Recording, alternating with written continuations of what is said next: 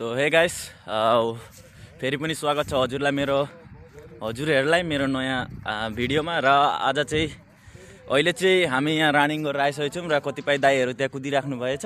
अलिक ढिलो आउनेहरू हामी चाहिँ चाँडै आएको थियौँ।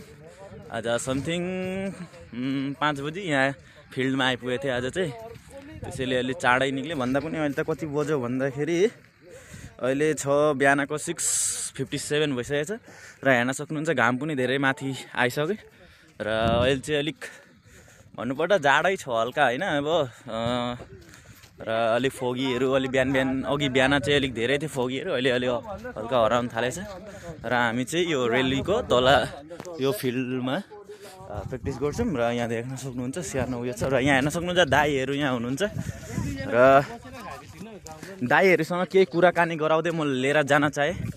र यता सबसे भन्दा पहिला यता हाम्रो लाडेन दाई अलिकति यता। र तपाईँ कति बजी बिहान उठ्नुहुन्छ भनिदिनुहोस्, यहाँ दर्शक जान्न चाहन्छन्। म 4 बजी उठ्छु। 4 बजी उठेर के बाथरुम गरेर हजुर बिहान आउनुपर्छ मर्निङ वक भन्छ त्यसलाई। हजुर मर्निङ वक त्यो चिज चाहिँ अब होइन हो मेन्टेन गर्नु। ल धन्यवाद यहाँ।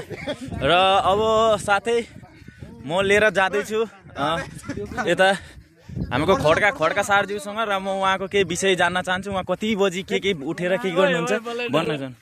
तपाईँ कति बजी उठ्नुहुन्छ र तपाईँको मतलब बिहानदेखिको मतलब कि अहिले रानिङसम्मको केही अब तपाईँको उयोहरू प्रोसेसहरू बताउनुहोस्। अब ल मेरो त डेली रुटिन हो। 5:30 बजीको रिङटोङ राख्छु, आरामले मुख सुख धोएर। हजुर 6 बजी म फिल्ड आइपुग्छु। 6 बजीबाट यसो आएर एक्सर्साइज एकछिन। यहाँ म आइपुग्दा केटाहरू कुदिसकेको हुन्छन्, तापनि म त घाम निस्केपछि आरामले कुद्छु। आधा घन्टा 1 घन्टा लगाएर एक्सर्साइज गरेर अनि एकैसँग जाँदाखेरि केटाहरूसँग एकैसँग जाँदैछौँ। ल धन्यवाद छ हामीहरूको खड्काज्यूलाई।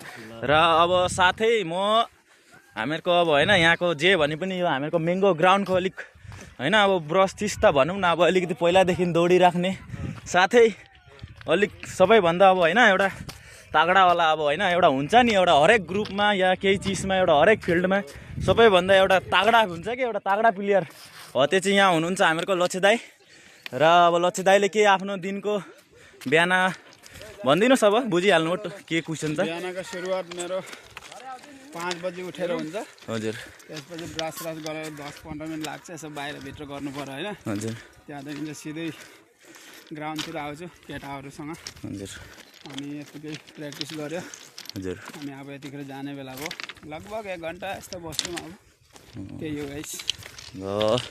यति भयो। र म अब साथै हामीहरूको यहाँ प्रदीप दाई हुनुहुन्छ, नभाग्नु होला तपाईँ यस्तो लजाउनु हुँदैन। हेर्नुहोस् केटी भएको भए त अहिले मै कथा पाट्यौँ भन्दै आउनुहुन्थ्यो होला, भन्थ्यो होला, तर के गर्नु सक्दैन नि त, कहाँ सक्छ यस्तो। र हेर्न सक्नुहुन्छ गाइस यहाँ छ हामीहरूको डेकाडी नदी त के भन्नु सुकेर खत्तम भइसक्यो। अनि यता छ हामीहरूको ब्रिज। र अहिले चाहिँ हामी घर लागेका उहाँ फिल्ड चाहिँ उहाँ तल हो। र हेर्न सक्नुहुन्छ अहिले धेरै नै राम्रो नजारा देखिरहेछ अहिले बिहानको कारण। र उता हाम्रो सूर्य भगवान् पनि निक्लिसक्नु भएको छ।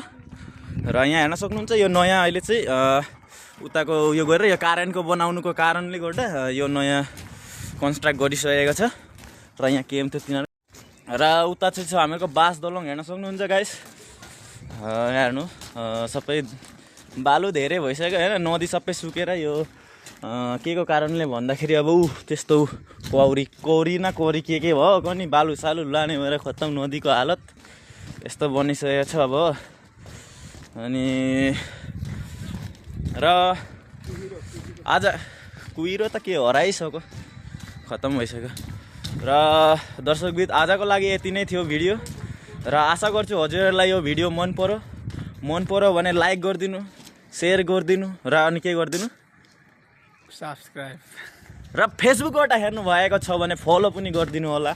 र इन्स्टामा हेर्नु भएको छ भने त असाध्यै तपाईँहरूले गरिराख्नु भएको छ या त तपाईँहरूले देख्नुभयो भने गरिदिनुहुन्छ भन्ने मलाई सम्पूर्ण आशा छ। र यति भन्दै जय हिन्द, जय भारत, जय अहोम, जय गोर्खा, राधे राधे।